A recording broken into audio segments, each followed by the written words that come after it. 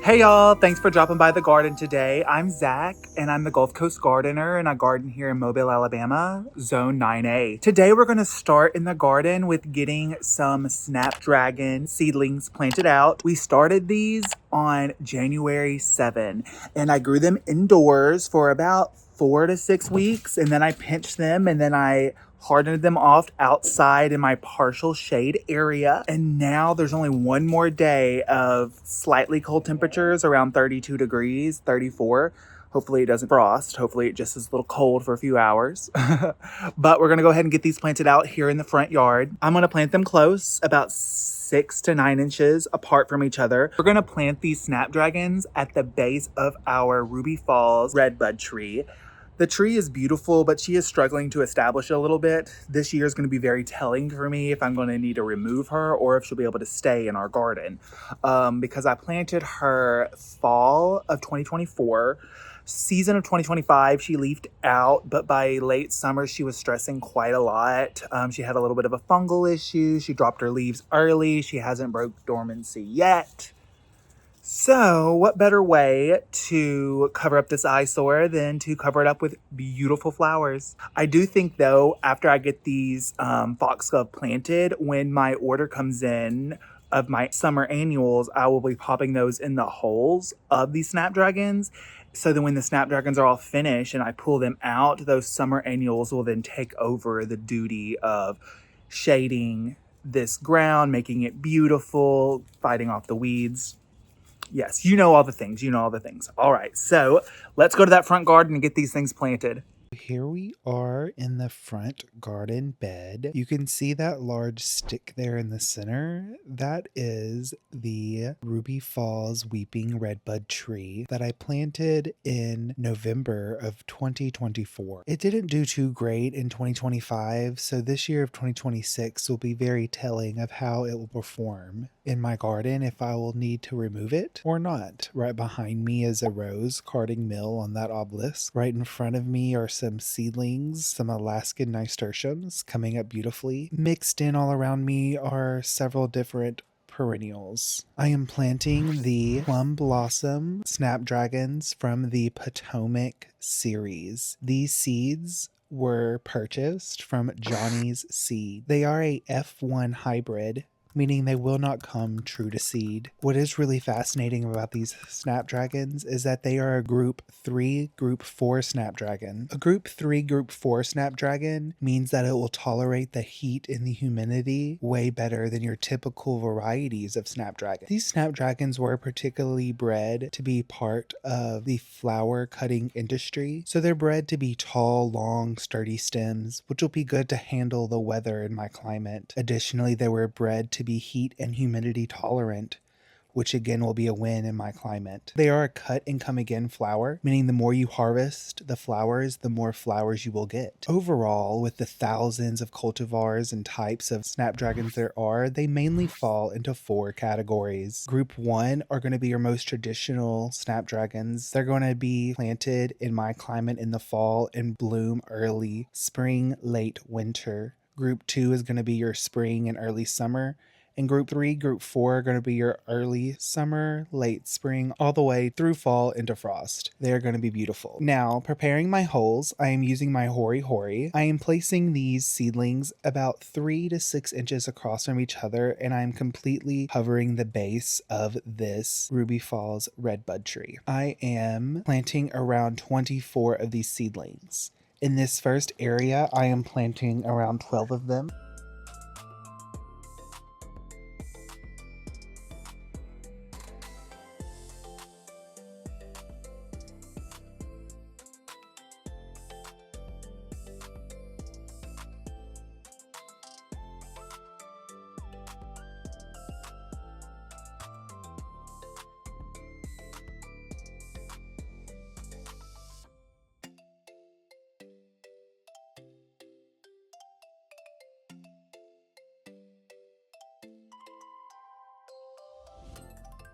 I'm adding Biotone Starter Fertilizer. Biotone Starter Fertilizer is an organic fertilizer that contains mycorrhizae fungi. That fungus is very important for the development of root systems Basically, think of it as a cheat code for the roots. This fungus is going to spread out, helping break down organic matter in the soil. This fungus is very similar to the root system of a plant. And so then they form a symbiotic relationship where the fungus is getting starches and sugars from the plant, while the plant is getting nutrition and moisture from the fungus. I try to plant everything with this mycorrhizal fungi, and as I pull back my mulch while I'm planting, I do notice mycorrhizal fungi all around my mulch. It's that white stringy stuff you see as your mulch is breaking down.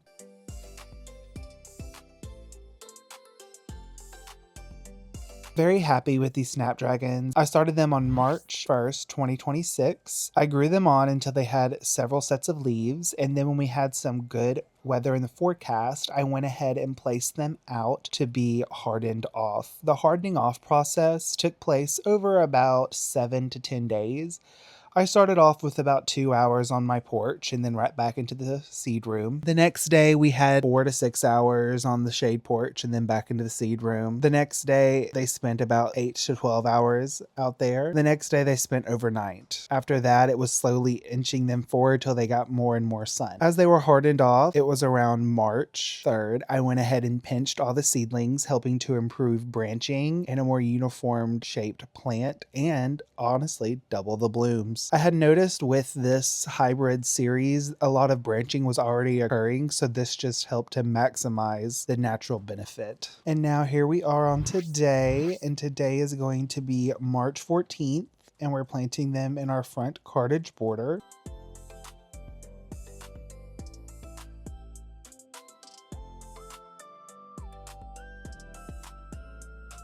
In front of me, if you're wondering what that beautiful yellow flower is, it is a ranunculus. I purchased ranunculus corms from Eden Brothers. Eden Brothers was a phenomenal resource for me for these spring bulbs.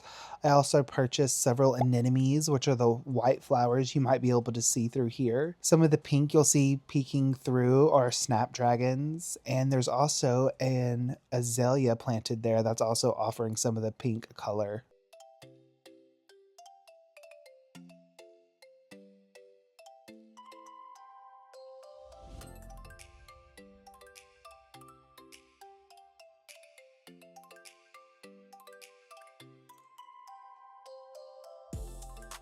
A beautiful plant over here to the far right is going to be the Goshiki osmanthus. It means 6 colors in Japanese, meaning its leaves offers lots of colors throughout the seasons. White, cream, pink, green, of course. Yellow can all be seen on this plant. This rose over here on the far left is going to be a Vanessa Bell offering yellow blooms again. And there is a drift of Evelyn roses in front of me that isn't quite showing on camera right now. Some of the small perennials around my hands are going to be the white Gara, some of the Dream Girl phlox. The small purple bulbs you see that might be coming up are the pineapple lilies. The small supports you see there are going to be our Chinese asters that I planted in the ground now.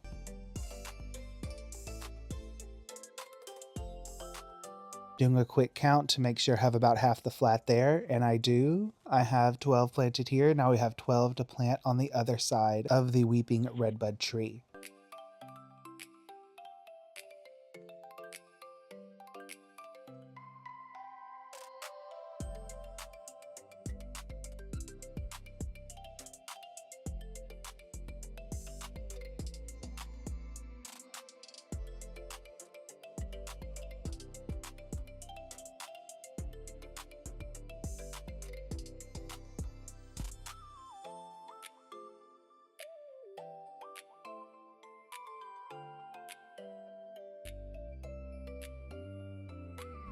So again, in this area, I'm following that same process of using my hori hori to make small holes about 6 to 9 inches apart, making the holes not very deep, only about 2 inches deep, the same depth as the seedling containers, but making them pretty wide, maybe about 3 to 4 inches wide, the natural pot size you would use to pot up these seedlings.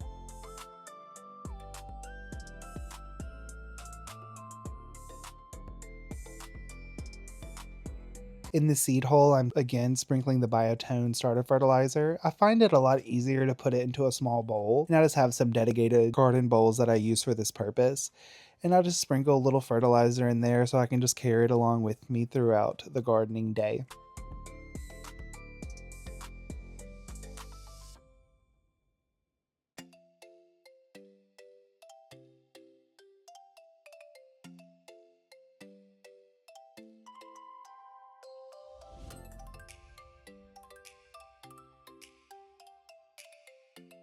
So I'm digging my little holes here and popping our beautiful snapdragons in, tucking them in, pressing the soil around, being careful not to over compress them, being careful not to break any leaves, not to break any stems, and not to break any roots.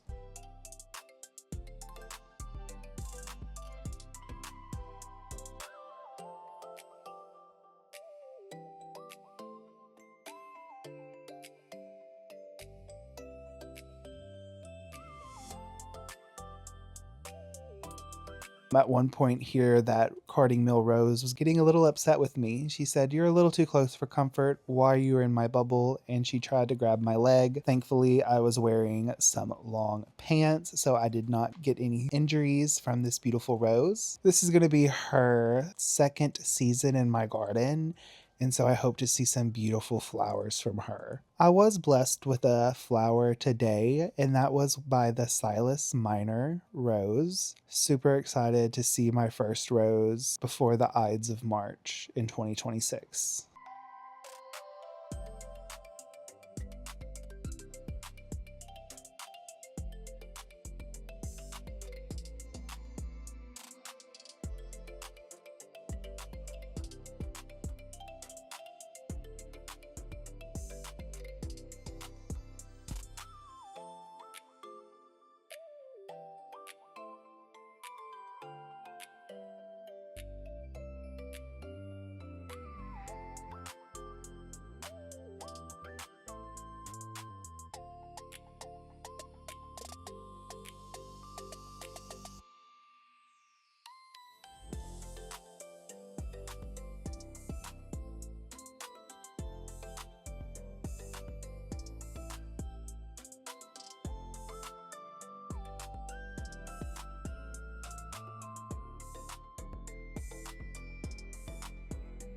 All right, guys. So we had already signed off for the day, but I decided to go ahead and get back out here and get this Cypress obtusa gracilis into the ground. First thing I'm going to do is work on transplanting these Playing the Blues salvia from Proven Winners. These are marketed as an annual, but are quite perennial for me.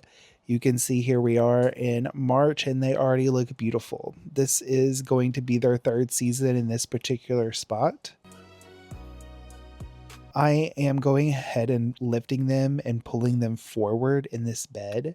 I went ahead and extended out this bed earlier this winter about 2 to 3 feet because last year they got so tall, and I don't want them to impede this beautiful evergreen that I'm putting in. Now, it was kind of difficult for me to decide where to put this beautiful evergreen because I want it to feel like it has its own space and that it's not crowded. So my answer was to go ahead and remove a whole bunch of other plants. Removing the Mystic Blue spires and pulling it forward, that's the Playing the Blue salvia, and then transplanting a hardy hibiscus that is right next to my foot at the moment. Here we go. Popping it out of the ground there. I bought this one on clearance at Walmart years ago, and it's a beautiful dark magenta, but there's plenty of other places it can live. I did decide that one of these Playing the Blue salvias was too close to our Wanda Phlox and Bronze Thyme, so I went ahead and pulled it up as well so that we could space it more appropriately and go ahead and divide it.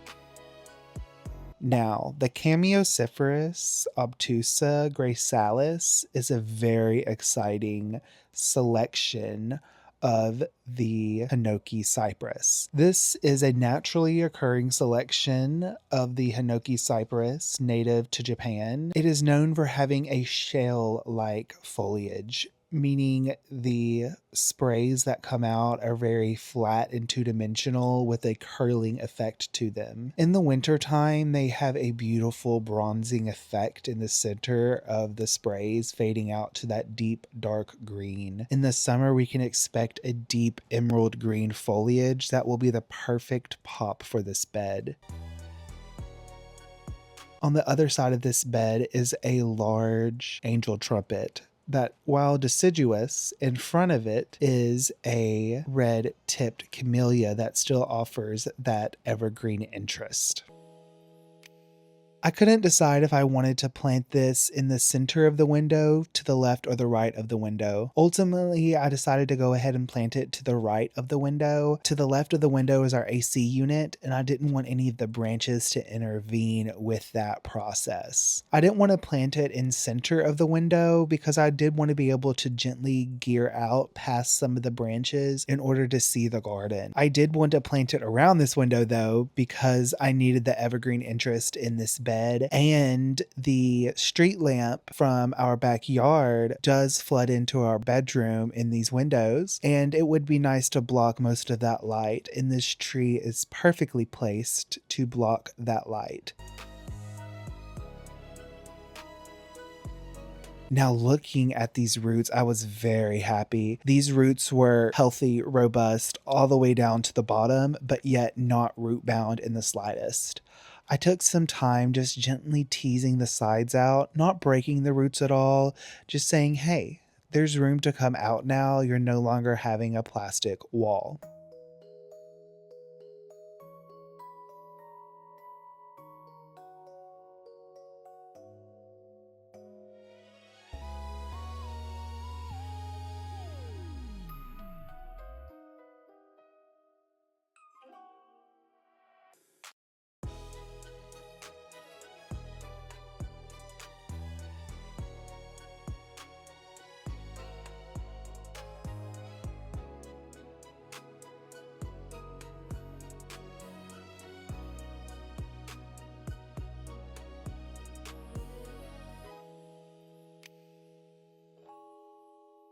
And then, of course, I went and fetched our biotone starter fertilizer in order to get the plant nice and established. With the biotone starter fertilizer, I was nice and generous, not over applying, but definitely going for a quarter to a half of a cup of administration.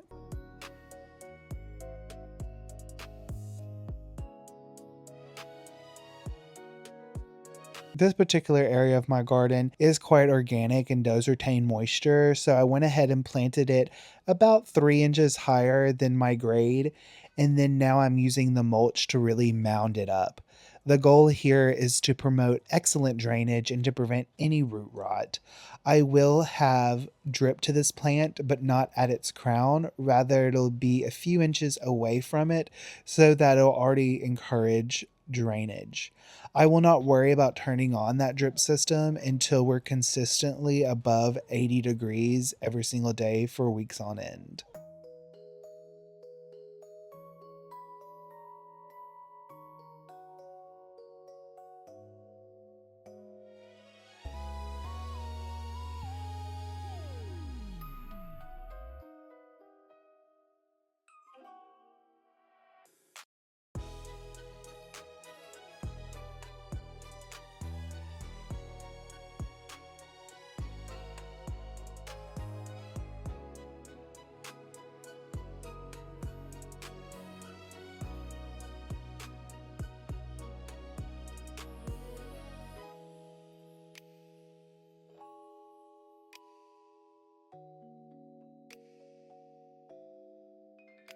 So now we're getting the playing the blues salvia planted. I went ahead and divided it pretty easily, not forcing anything apart, but just slightly tugging it to see what wanted to come apart.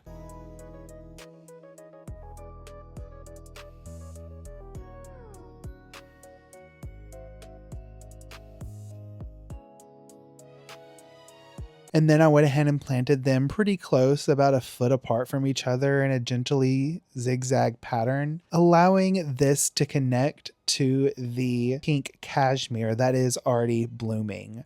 I'm hoping I'll have this beautiful drift of pink with a beautiful drift of the blue. And then behind underneath that window is going to be some orange Disney ginger, also offers some beautiful color. So we'll have the orange, the blue, the pink with the beautiful evergreen interest of our Cypress.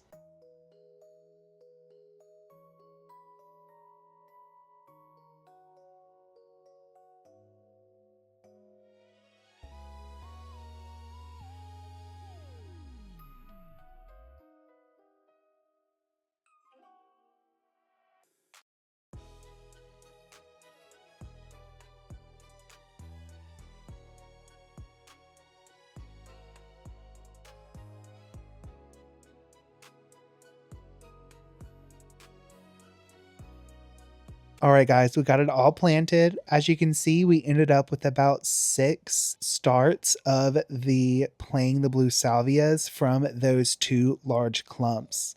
We got the Cypress obtusa planted, and I think it's going to be a really beautiful bed. I can't wait to get the 3-tiered pear tree planted into this bed in the next week or 2.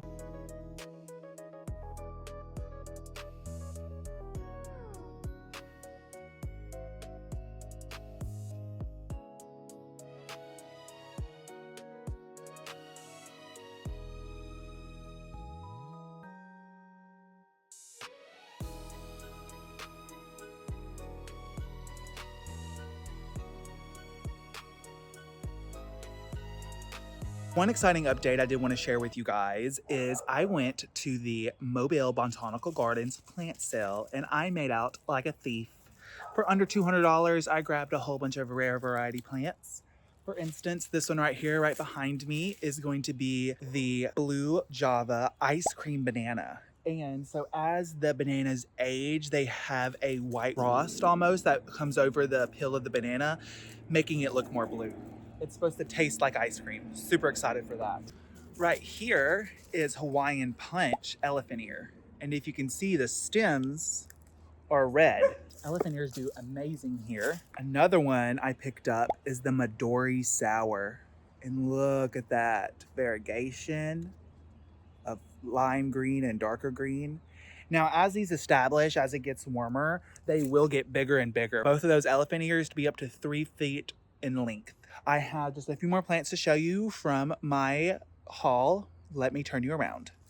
So here we are in the bed that will soon be the espaliered pear tree. I picked up a beautiful Cypress, Hinoki Cypress called Gracilis, and she, I think, will go here. Not sure yet though. Now here we are with the Trident Fountain. You guys haven't seen this, but my loving husband purchased this arbor for me. This is a birthday gift from him. I'll be turning 31 the end of this month. At the plant sale, I did pick up a Clematis armandii. That's an evergreen clematis. That'll grow up over this arbor and bloom white, fragrant flowers. Let me know in the comments if you guys like the position of this arbor kind of framing our statue of Trident. I do have them turned off right now. I am going to need to reseal this bowl.